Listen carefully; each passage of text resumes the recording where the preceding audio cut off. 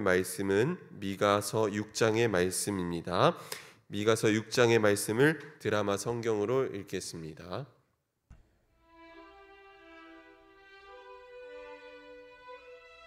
너희는 여호와의 말씀을 들을지어다. 너는 일어나서 산을 향하여 변론하여 작은 산들이 내 목소리를 듣게 하라 하셨나니, 너희 산들과 땅의 견고한 지대들아, 너희는 여호와의 변론을 들으라.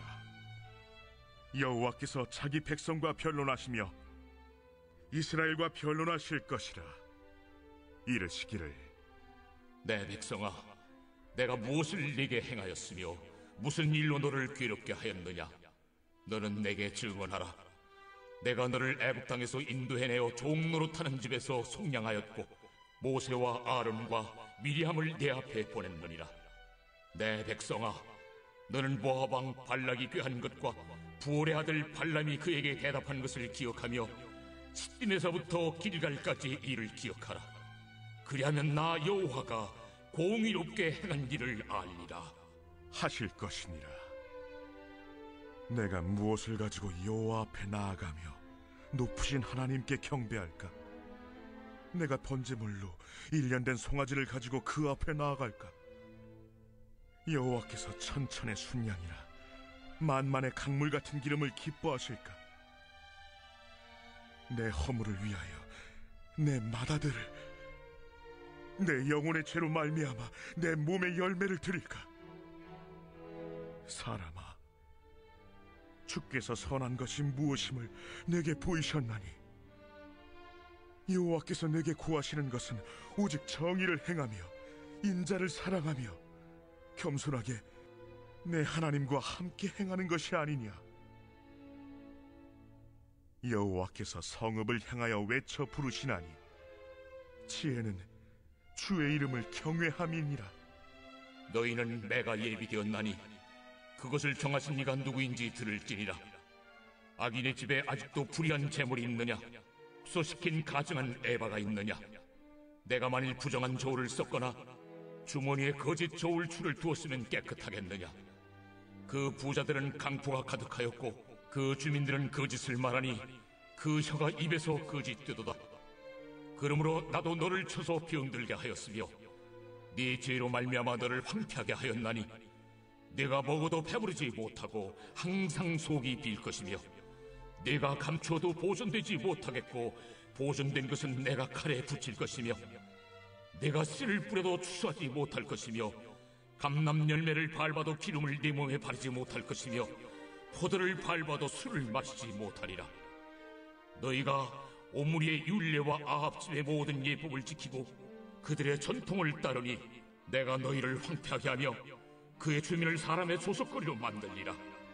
너희가 내 백성의 수욕을 담당하리라. 아멘. 참 좋으신 주님의 은총과 평화가 예배드리는 모든 분들 가운데 함께 하시기를 간절히 소망합니다. 오늘은 여호와께서 내게 구하시는 것이라는 제목으로 말씀을 나누고자 합니다. 여러분, 지금까지 미가서의 말씀을 들으면서 아시겠지만 미가가 활동했던 시대는 주전 8세기, 당시 국제 정세가 아수르가 신흥 강자로 급부상할 때입니다. 이 아수르라는 나라는 원래는 작은 나라였지만 세력을 확장해 가면서 제국으로 번져갑니다. 이 제국은 언제나 자기 확장의 욕망을 갖고 있습니다.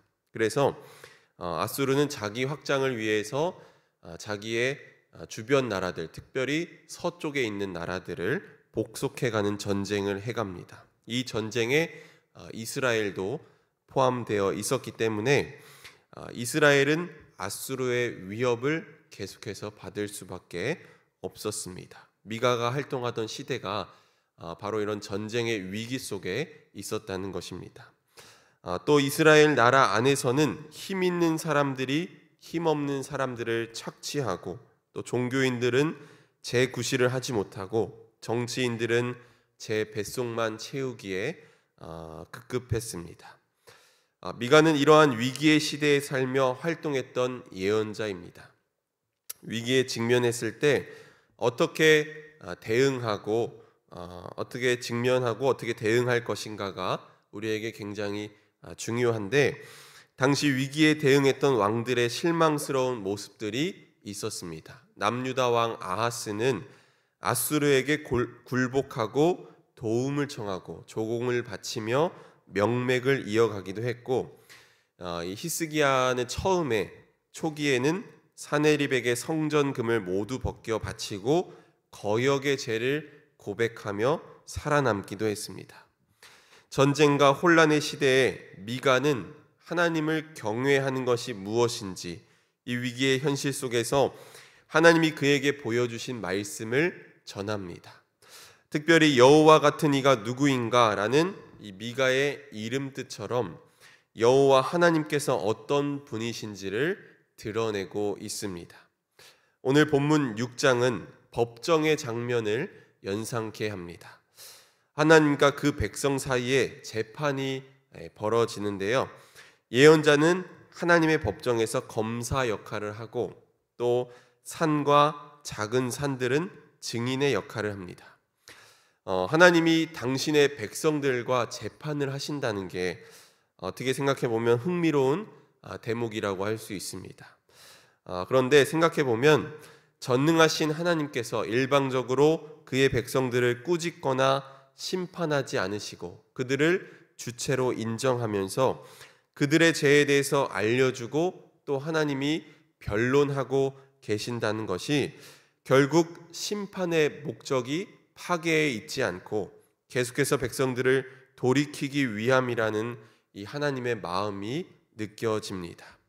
하나님은 당신의 백성들이 당신을 배신했음에도 불구하고 그 백성들의 죄를 지적하면서도 그들을 버리려고 하지 않으시려고 하십니다. 이것이 바로 하나님의 마음이죠.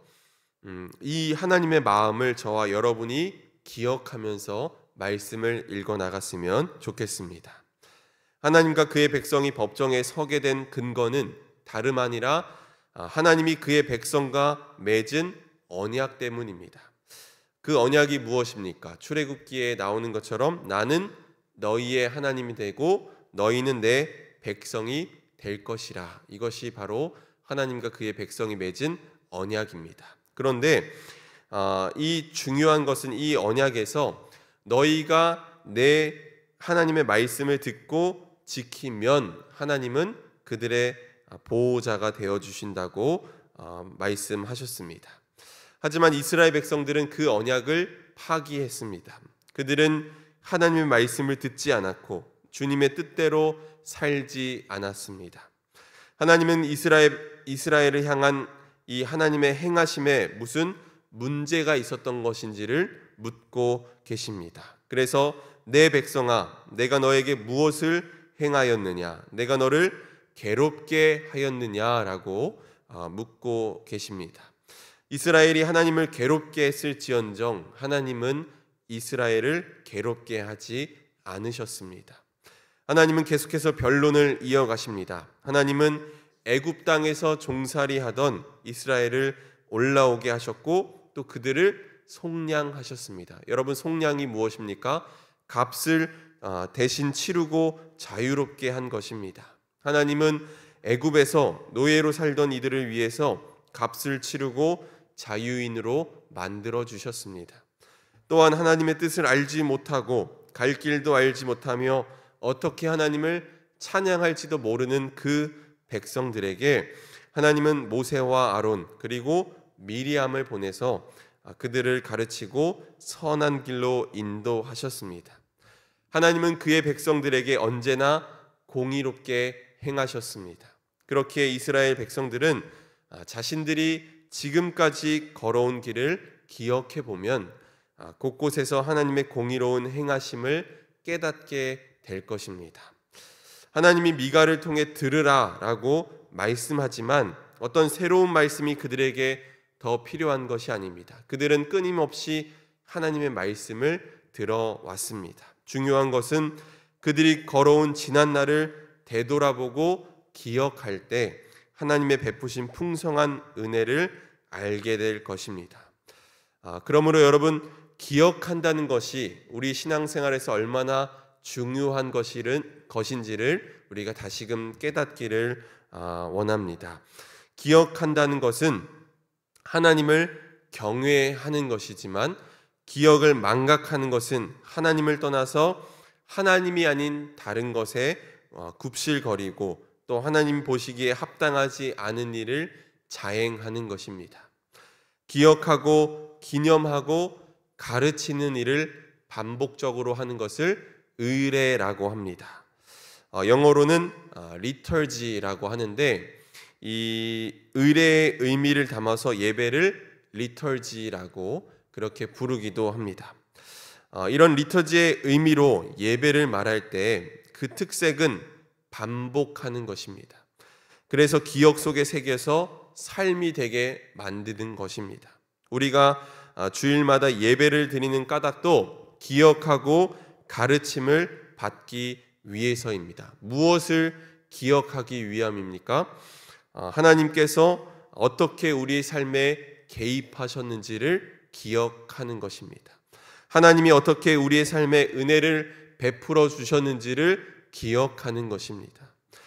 여러분, 우리가 주일마다 예배를 드리는데 중요한 것은 그 예배를 통해서 우리가 하나님의 은총을 기억하고, 그래서 예배 의례를 통해 하나님의 구원이 현재화되는 것을 날마다 경험해야 하는 것입니다.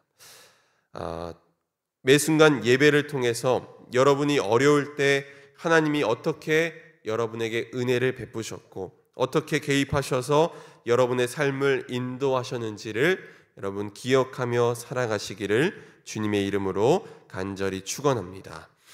하나님의 변론이 끝나고 이스라엘 백성을 향한 하나님의 요구가 나옵니다. 우리 6절, 7절 말씀을 다시 한번 읽어보도록 하겠습니다. 6절, 7절 말씀 함께 읽습니다. 시작. 내가 무엇을 가지고 여호와 앞에 나아가며 높으신 하나님께 경배할까? 내가 번제물로 1년 된 송아지를 가지고 그 앞에 나아갈까? 여호와께서 천천의 순양이나 만만의 강물 같은 기름을 기뻐하실까? 내 허물을 위하여 내 마다들을 내 영혼의 죄로 말미암아 내 몸에 열매를 드릴까? 네, 아멘. 하나님 앞에 나아갈 때 가져야 할 마음이 무엇인지 보여주는 굉장히 중요한 말씀입니다. 이 말씀을 읽으면, 이 대목만 읽으면 마치 하나님을 생각하는 것처럼 보이는 말씀이기도 한데 어리석은 질문을 하고 있는 것입니다.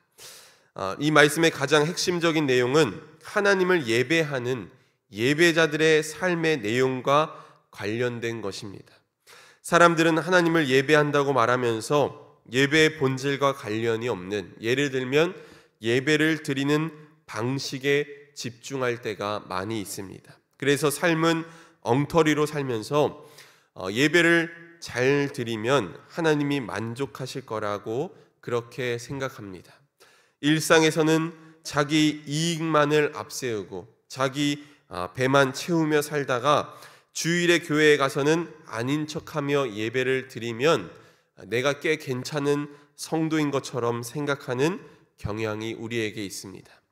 하지만 하나님은 예배를 드리는 사람이 일상적 삶에서 어떤 삶을 살아가는지에 대해서 더 많은 관심을 갖고 계십니다. 6절 말씀을 보니까 내가 무엇을 가지고 여호와 앞에 나아가야 할지 사람들이 묻고 있습니다. 이 질문은 출애굽기의 말씀을 배경으로 하고 있습니다. 출애굽기 23장 15절 말씀 보면 빈손으로 내 앞에 나오지 말지니라라고 그렇게 말씀합니다. 사람들은 이 말씀을 근거로 해서 하나님이 물질적인 무언가를 받으셔야만 좋아하는 분으로 오해합니다. 하나님을 만족시키기 위해서 1년 된 송아지의 번제, 천천의 순양과 만만의 강 같은 기름, 또 내 몸의 열매인 나의 맏아들, 또 이런 지극 정성을 다해 바쳐야 한다고 사람들은 믿습니다. 그러나 하나님이 결핍된 게 있어서 우리가 채워드리지 않으면 부족한 것처럼 인식해서는 안 됩니다. 오늘 우리의 교회도 마찬가지입니다. 극진한 정성으로 교회에 무엇을 바치면 그것을 일러서 하나님을 극진하게 섬겼다고 말합니다. 이것이 신앙의 매우 중요한 척도가 되어버렸다는 것이 굉장히 슬픈 현실입니다. 하지만 여러분, 하나님은 존재 그 자체이십니다. 하나님은 존재 그 자체이기 때문에 그 안에서 풍성한 것이 흘러나오는 것이지 뭔가 결핍이 되어서 채워야 하는 존재가 절대 아니라는 것입니다. 하나님은 주시는 분이시지 받는 분이 아닙니다. 다만 빈손으로 내 앞에 나오지 말지니라 라는 이 말씀은 예배를 드리는 우리의 마음이 어떠해야 하는지를 보여주는 것입니다. 예배를 드리는 저와 여러분의 마음이 다른 곳에 가 있으면서도 몸만 그 자리에 와 있다면 결코 하나님이 기뻐하지 않으실 것입니다. 앞서 말씀드렸던 것처럼 하나님이 내게 베푸신 은혜를 기억하면서 정성껏 예배를 준비하고 하나님을 향한 그 마음을 드릴 때 하나님은 기뻐하실 줄 믿습니다. 하나님이 미가를 통해서 말씀하십니다. 8절 말씀 우리 함께 읽도록 하겠습니다. 8절 말씀 함께 있습니다. 시작. 사람아, 주께서 선한 것이 무엇임을 내게 보이셨나니 여호와께서 내게 구하시는 것은 오직 정의를 행하며 인자를 사랑하며 겸손하게 내 하나님과 함께 행하는 것이 아니냐. 아멘. 여기서 나오는 사람아 라는 말은 아담이라는 말로 흙에서 온 존재를 의미합니다. 그러니까 이 말씀은 오직 이스라엘을 위한 말씀만이 아니라 흙으로 지어졌고 흙으로 돌아갈 사람이라면 누구나 기억하고 명심해야 할 매우 중요한 말씀이라는 것입니다. 주께서 보여주신 선한 것은 바로 하나님이 그 백성들과 맺으신 언약을 이야기하고 있는 것입니다. 사람이 어떻게 그 언약에 합당하게 행해야 하는지를 세 가지를 말하고 있습니다. 첫째는 정의를 행하는 것입니다. 정의로 번역된 히브리어는 미슈팟입니다. 이전에 봤지만 아모스 선지자가 줄기차게 선포했던 것이 바로 이 미슈팟입니다. 미가가 활동했던 당시 사회에도 하나님의 정의는 무너져 있었습니다. 힘 있는 자들이 가난한 자들의 밭을 탐하고 가죽을 벗겨 먹으며 피로 예루살렘을 건설하는 이들이 자기의 뱃속만을 불리던 시대였습니다. 하나님의 정의가 무너진 곳에 다시 정의를 세우는 일이야말로 하나님이 기뻐 받으시는 예배입니다. 둘째로 인자를 사랑하는 것입니다. 여기서 인자로 번역된 헤세드는 신실한 사랑, 그리고 불쌍히 여김, 자비 이런 의미입니다. 그렇기에 인자를 사랑하는 것은 누군가 고통을 당하고 있는 이들의 아픔을 내 것으로 받아들이고 그의 아픔을 덜어주기 위해서 노력하는 일입니다. 인자를 사랑하라라고 했는데 여러분, 사랑은 머릿속으로만 할 수 없죠. 누군가 내가 사랑한다면 그를 위해서 행동하고 또 사랑하는 이를 위해서 노력해야만 하는 게 바로 사랑입니다. 누군가의 아픔을 보고서도 외면하는 시대를 우리는 살고 있습니다. 함께 아파하는 일이 무너져버린 이 시대에 저와 여러분을 통해서 주님의 사랑이 회복되기를 간절히 소망합니다. 마지막 세 번째는 겸손히 내 하나님과 동행하는 것입니다. 이것은 주제넘게 앞서가거나 제멋대로 행하는 것이 아니라 언제나 어디서나 하나님과 함께 걸어가는 것입니다. 여기서 겸손은 크고 거대하고 강력한 욕망에 대한 추구를 내려놓는 것을 의미합니다. 내 멋대로 내 이익을 위해서 사는 것이 아니라 그야말로 하나님을 굳게 신뢰하며 그분이 명하시는 대로 한 걸음 한 걸음 한 걸음씩 걸어가는 것을 의미하는 것입니다. 비록 그 길에 낙심되고 어려운 상황이 있을지라도 하나님이 함께 하시며 인도하심을 하실 것을 굳게 신뢰하는 것입니다. 그러므로 오늘 우리에게 무엇보다 중요한 것은 하나님을 마음속에 모시고 겸손히 행하는 것입니다. 하나님을 모시고 사는 사람은 경거망동할 수 없습니다. 나의 한계와 나의 본분을 받아들이고 하나님을 공경하고 나보다 더 큰 질서가 있다는 것을 인정하고 하나님이 내게 맡기신 일을 소홀히 하지 않아야 합니다. 오늘 우리에게 주어져 있는 삶은 하나님이 나를 초대해 주신 삶인 줄 믿습니다. 오늘 나의 일을 통해서, 나의 삶을 통해서 하나님을 예배하시기 바랍니다. 사는 것은 엉터리로 살면서 주여 주여 하는 것을 하나님은 기뻐하지 않으십니다. 오늘 이 미가 선지자가 오늘 본문 말씀을 통해서 우리에게 말씀하는 것은 위기의 시대에 하나님이 우리에게 요구하는 것은 바로 이런 것이라는 것입니다.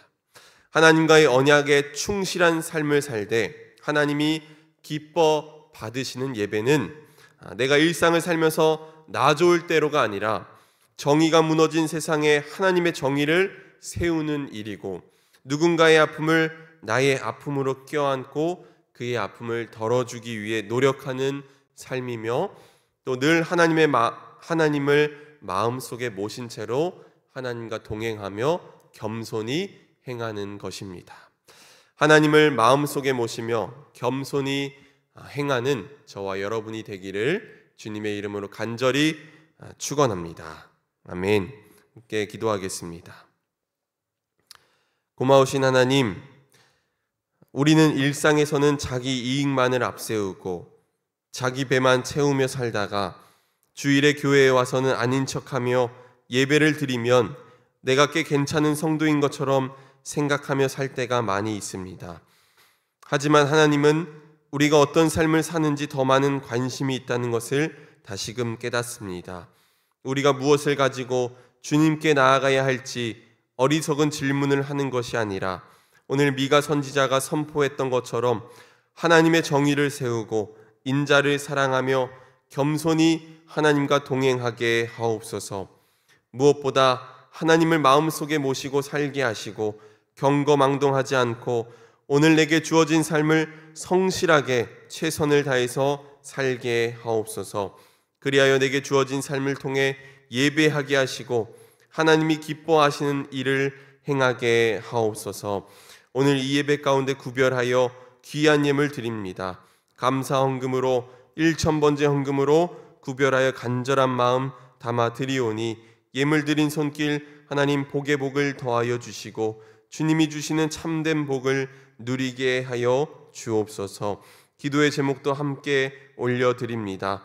하나님의 영을 저에게 두셔서 날마다 간섭하시고 역사하여 주옵소서. 하나님, 오늘도 아픈 마음으로 기도하는 이들의 기도를 들어주시기를 간절히 원합니다.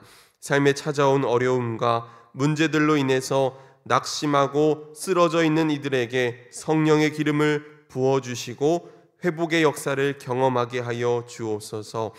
육신의 아픔과 마음의 상처로 인해서 신음하는 이들, 사업장에 찾아온 어려움으로 인해 아픈 마음으로 기도하는 이들의 기도를 들어주시고 응답하여 주옵소서.